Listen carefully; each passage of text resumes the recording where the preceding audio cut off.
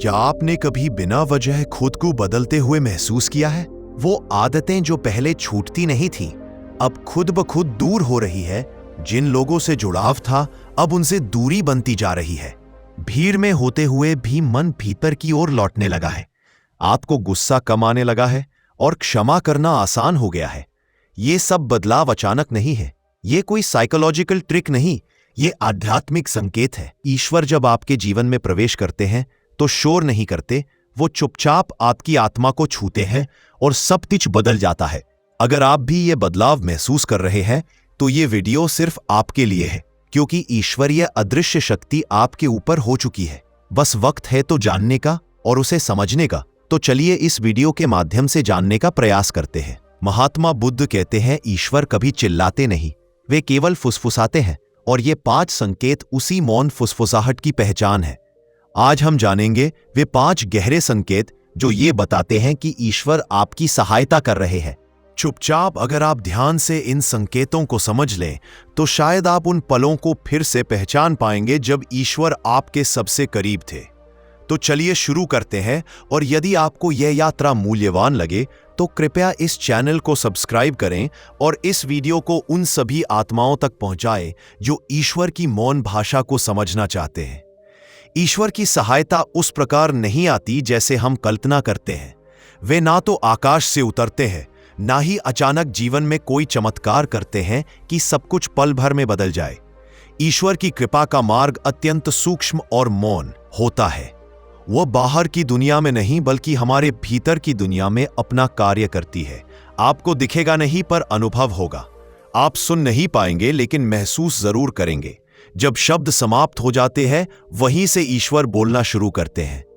एक सूफी संत असल में ईश्वर परिवर्तन नहीं लाते, वे आपको उस स्थिति में ले जाते हैं जहां आप स्वयं को बदलने के लिए तैयार हो जाते हैं। यह बदलाव बहुत ही कोमल होता है, मानो जैसे ठंडी हवा की एक लहर गर्म दोपहर में चेहरे को छू जाए, या जैसे एक थकी हुई आत्मा को कोई अदृश्य शक्ति सहला दे। यह वही क्षण होता है जब ईश्वर मौन में उतरते हैं। शिव की तरह ईश्वर भी मौन योगी है। वे शोर नहीं करते, वे प्रदर्शन नहीं करते। जैसे चंद्रमा जो स्वयं कुछ नहीं कहता लेकिन उसकी उपस्थिति से पूरे समुद्र में ज्वार आ जाता है, उसी तरह ईश्वर भी किसी को छूने के लिए आगे नहीं आते बल्कि आत्मा को भीतर से छूते हैं ताकि आप स्वयं से मिलने की यात्रा शुरू कर सकें। अब प्रश्न उठता है, उनकी मौन कृपा को कैसे पहचाने? आपको कुछ संकेत मिलने लगते हैं। बिना किसी तर्क के आपके भीतर एक सुकून आने लगता है। आप पहले जैसे नहीं सोचते, ना वैसे प्रतिक्रिया देते हैं, ना ही वैसे चिंता करते हैं। आप उन बातों से शांत रहने लगे हैं जिनसे पहले आप टूट जाते थे। आपके भीतर एक मौन समझदारी आने लगी है। और यह सब कोई कोचिंग, कोई किताब या कोई और इंसान नहीं सिखा रहा, यह भीतर से जाग रहा है। यही ईश्वर की मौन कृपा है। दार्शनिक दृष्टि से समझे तो ईश्वर ना बाह्य है ना दूर, बल्कि वे हमारे स्वरूप में ही छिपे हैं। उपनिषदों में कहा गया है, तत्वमसि तू ही वह है। अर्थात हमारा सीमित चेतन जब विस्तृत ब्रह्म चेतना से जुड़ता है तो वही क्षण ईश्वर की कृपा का साक्षात अनुभव होता है। लेकिन यह जुड़ाव शोर में नहीं होता। यह तब होता है जब हम थक कर चुप हो जाते हैं, जब हमारा मन खाली हो जाता है। तब भीतर से एक सौम्य प्रकाश फूटता है और वही हमारे जीवन को दिशा देने लगता है। जब ईश्वर साथ होते हैं हम क्या अनुभव करते हैं? भीतर से अकारण शांति महसूस होती है। पुरानी यादें और दुख धीरे धीरे हल्के लगने लगते हैं। डर और भविष्य की चिंता अपना असर खोने लगती है। हम खुद से कम और ईश्वर से ज्यादा जुड़ने लगते हैं। दूसरों के प्रति करुणा और खुद के प्रति क्षमा उत्पन्न होती है। और सबसे सुंदर परिवर्तन यह होता है कि हम सवाल पूछना बंद कर देते हैं। अब हमें उत्तर चाहिए ही नहीं, क्योंकि अब हम भरोसा करने लगे हैं। ईश्वर की यदि आप मौन हैं तो इनका कंपन आपकी आत्मा में महसूस होगा और तब आप समझ पाएंगे कि ईश्वर कभी दूर नहीं थे।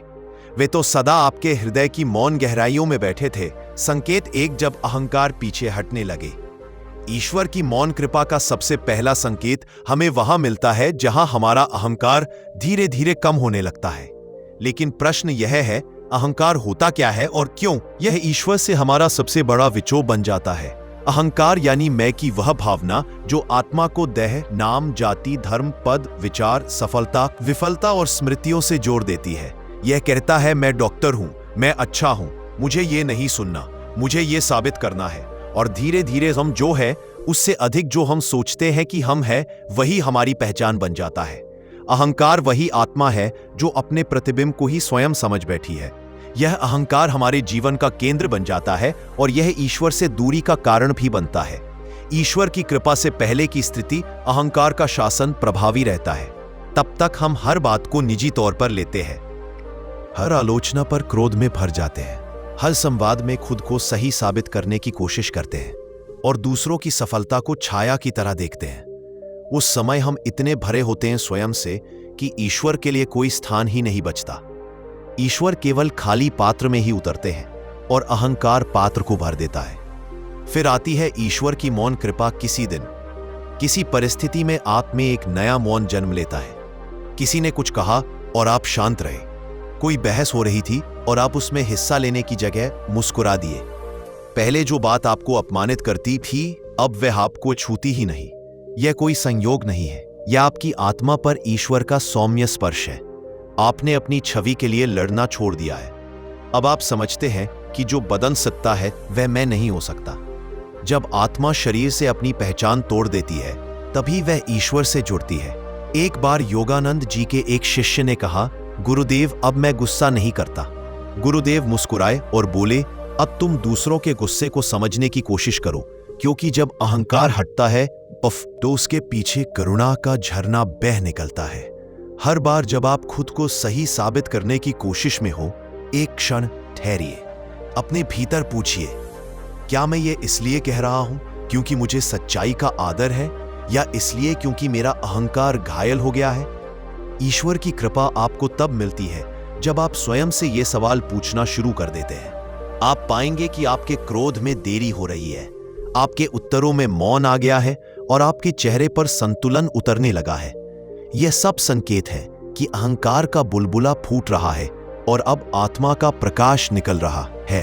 अब आप प्रतिक्रिया नहीं दे रहे, आप देख रहे हैं। अब आप साबित नहीं कर रहे, आप स्वीकार कर रहे हैं।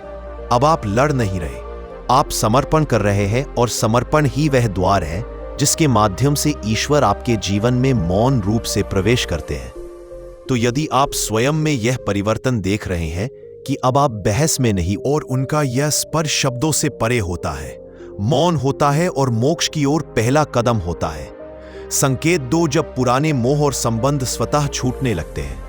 ईश्वर की मौन कृपा का दूसरा संकेत हमें तब मिलता है जब जो चीजें कभी हमारे जीवन का केंद्र थी वह अपने आप छूटने लगती है, बिना जबरदस्ती के, बिना किसी संघर्ष के। जैसे किसी वृक्ष से पतझड़ में पत्तियां गिर जाती हैं स्वाभाविक रूप से, वैसे ही आपके पुराने मोह, पुरानी इच्छाएं और कुछ गहरे संबंध धीरे धीरे आपसे दूर होने लगते हैं। पहले की स्थिति जब मोह का भार बहुत भारी था, ईश्वर की कृपा से पहले हम जीवन में बहुत सारी चीजों से चिपके रहते हैं। कुछ व्यक्ति, कुछ इच्छाएं, कुछ आदतें और कुछ यादें।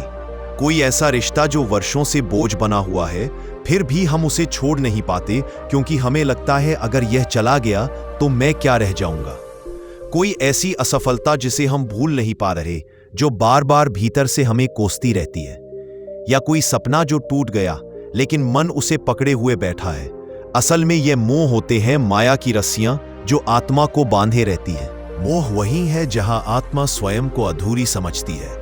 हम जो पकड़ कर बैठे रहते हैं वही वस्तु हमें जकड़े रहती है। जब ईश्वर की मौन कृपा उतरती है, कोई चमत्कार नहीं होता, कोई प्रवचन नहीं, कोई जबरदस्ती नहीं, बस आपका मन अचानक एक दिन उसी चीज को लेकर शांत हो जाता है जिसे लेकर आप कभी पागल थे।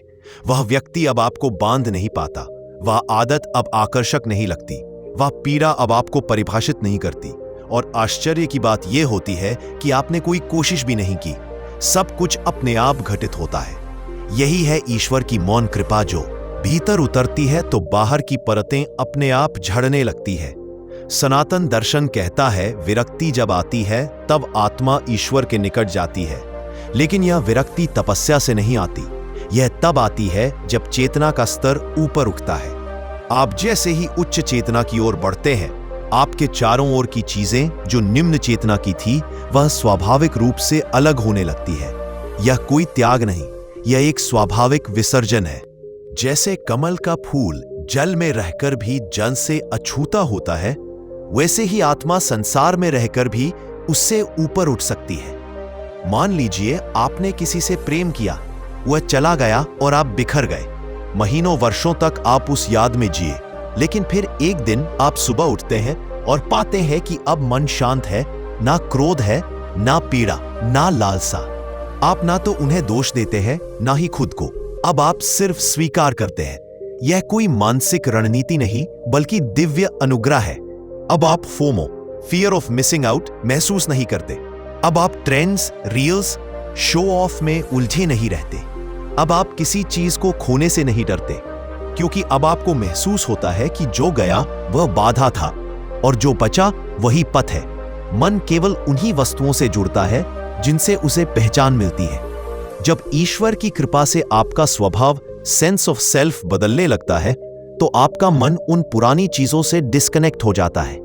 अब आपको उन चीजों से अपना अस्तित्व सिद्ध नहीं करना पड़ता, क्योंकि अब आप अपने भीतर पूर्ण अनुभव करते हैं।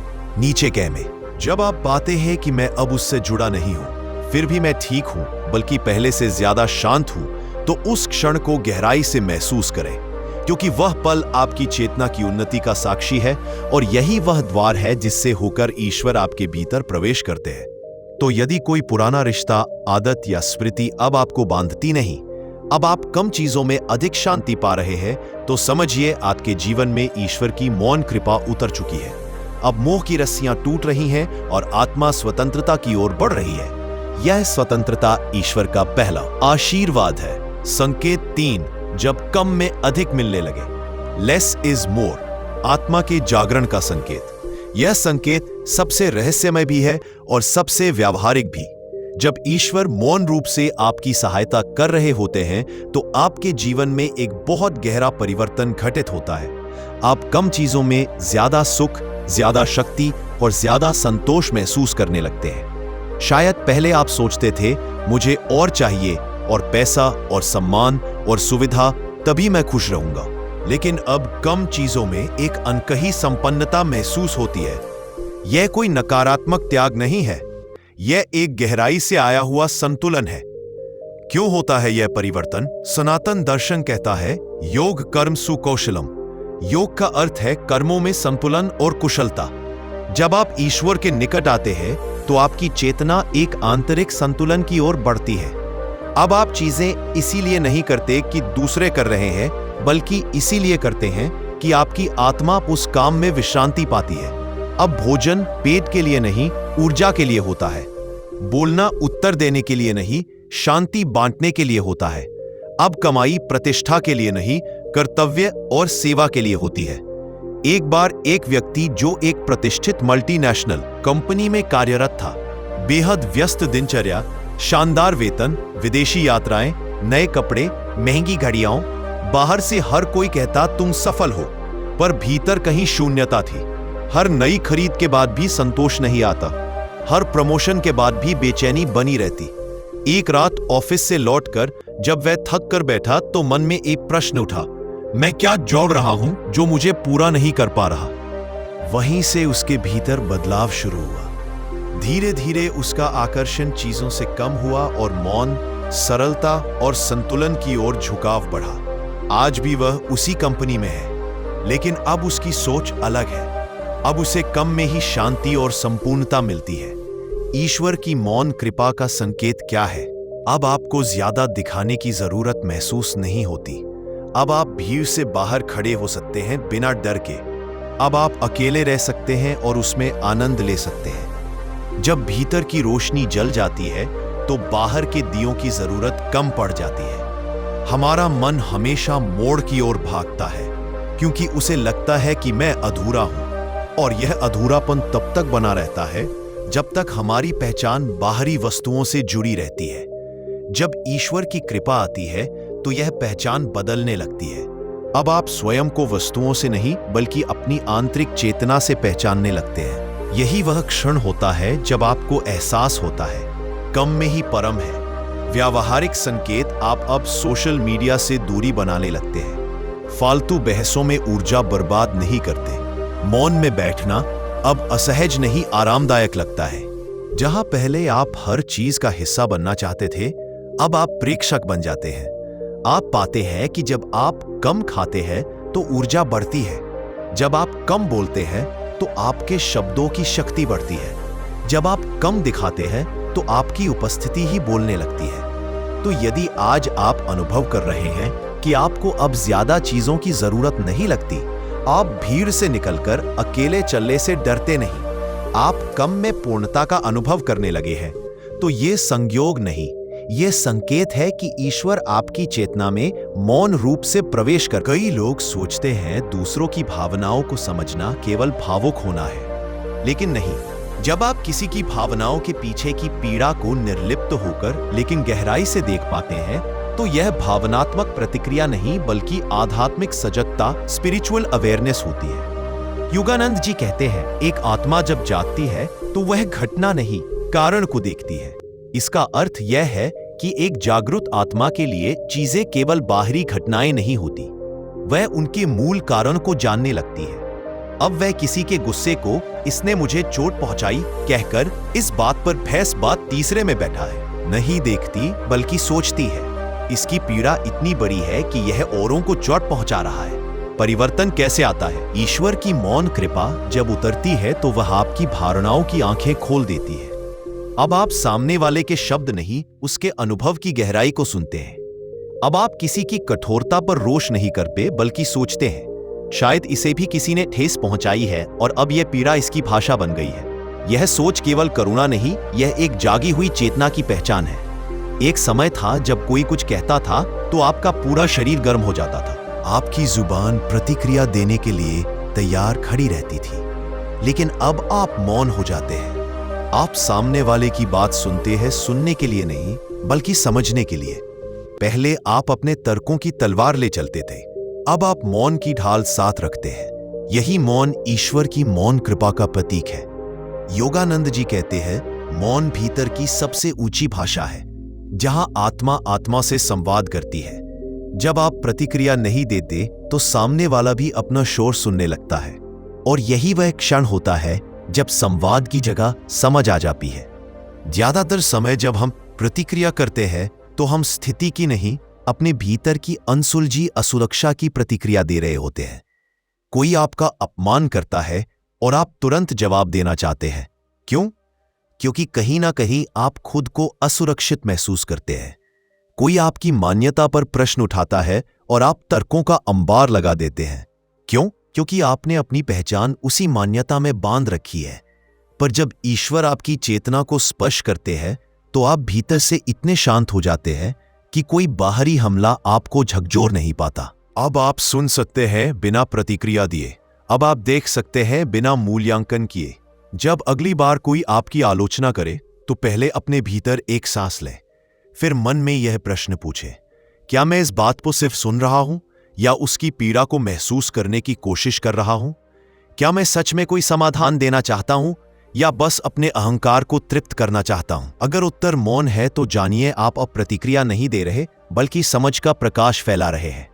तो यदि आज आप लोगों की तीव्र भावनाओं को गहराई से समझ पा रहे हैं, सामने वाला जो कह रहा है उस पर तुरंत प्रतिक्रिया नहीं दे रहे और अंदर से आप मौन में रहकर उसकी पीड़ा को पहचान पा रहे हैं, तो समझिए आप अब केवल एक संवेदनशील व्यक्ति नहीं रहे, आप एक सजग आत्मा बन गए हैं।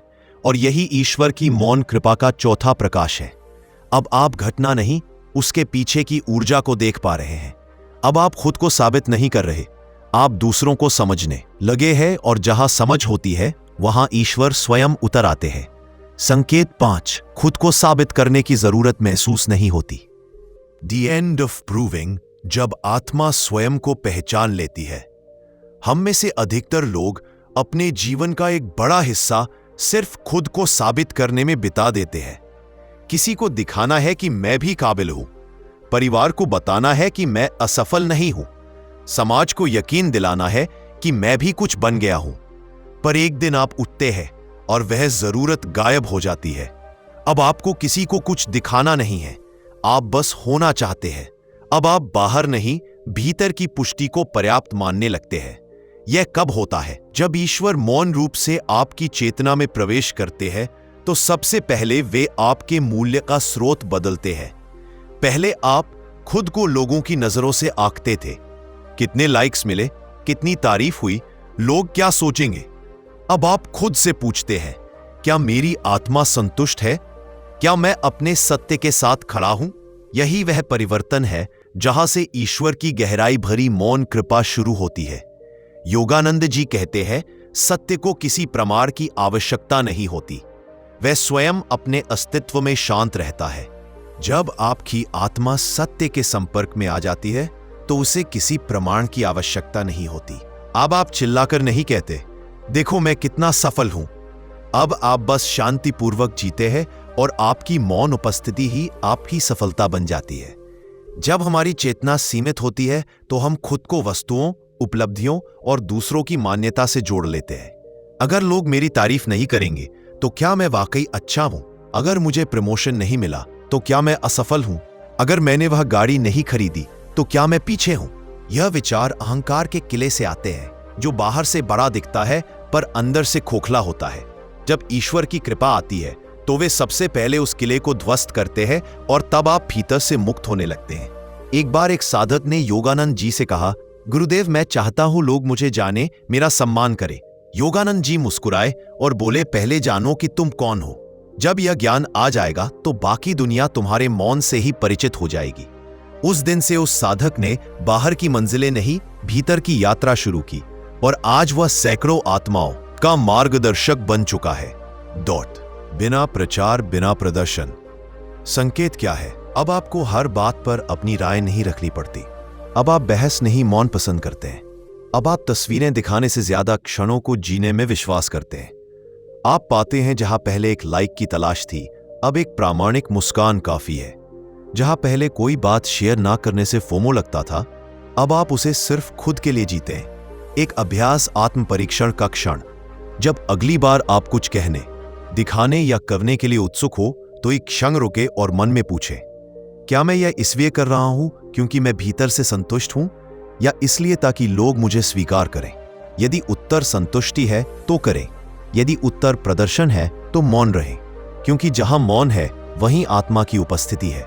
तो यदि आज आप महसूस कर रहे हैं कि अब आपको खुद को साबित करने की जरूरत नहीं लगती, आप लोगों की स्वीकृति पर निर्भर नहीं है, आप कम दिखाते हैं और ज्यादा जीते हैं, तो समझिए ईश्वर की मौन कृपा आपके भीतर उतर चुकी है।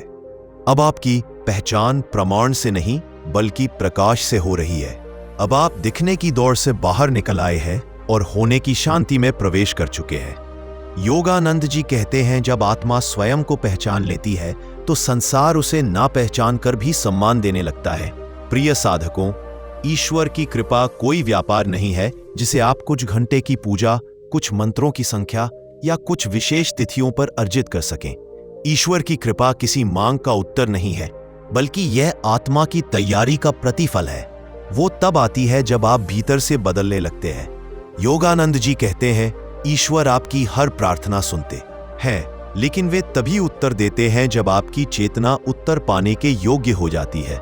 इसीलिए यदि अब आपका अहंकार शांत हो रहा है, आपको हर बात में खुद को साबित करने की जरूरत महसूस नहीं होती, आप आलोचना को सहजता से ग्रहण कर सकते हैं, तो समझिए अब आप आत्मा के निकट आ रहे हैं। अगर पुराने संबंध, आदतें और यादें जो पहले आपको जकड़े हुए थी, अब स्वतः आपसे दूर हो रही है, तो यह कोई क्षति नहीं, यह ईश्वर द्वारा किया गया आंतरिक शुद्धिकरण है। यदि अब आप कम चीजों में अधिक संतोष अनुभव कर रहे हैं, तो यह संसार से विमुखता नहीं, बल्कि आत्मा की परिपक्वता है। क्योंकि जब आत्मा पूर्ण होने लगती है, तब उसे अधिक पाने की लालसा नहीं रह जाती। अगर आपकी सजगता बढ़ रही है, आप लोगों के शब्दों के पीछे की पीड़ा को समझ पा रहे हैं और प्रतिक्रिया की जगह मौन अपनाते हैं, तो यह आपकी चेतना के विस्तारित होने का प्रमाण है। और यदि आप अब स्वयं को प्रमाणित करना छोड़ चुके हैं और केवल परम शांति की खोज में है, तो आप संसार के नहीं, अब ईश्वर के चरणों में चल रहे हैं। तो समझिए आप अकेले नहीं हैं। आपका यह परिवर्तन महज व्यक्तिगत नहीं है, यह आत्मिक यात्रा का अगला चरण है। आपके भीतर जो बदलाव आ रहे हैं, वे ईश्वर की मौन उपस्थिति के प्रतिबिंब है।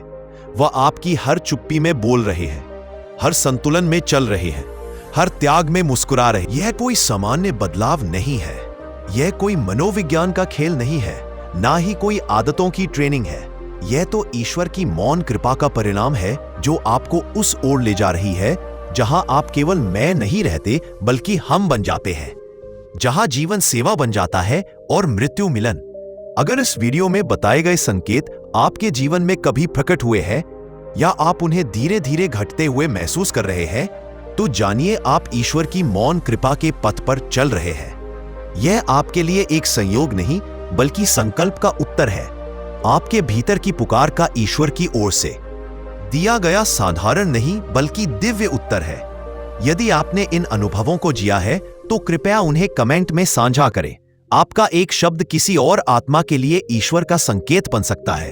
और अगर इस यात्रा ने आपको भीतर से छू लिया हो, अगर आपने इस शांति को अपने भीतर उतरते हुए पाया हो, तो इस वीडियो को अपने दोस्तों, परिवार और उन सभी के साथ साझा करें जो किसी मौन कृपा की प्रतीक्षा में है।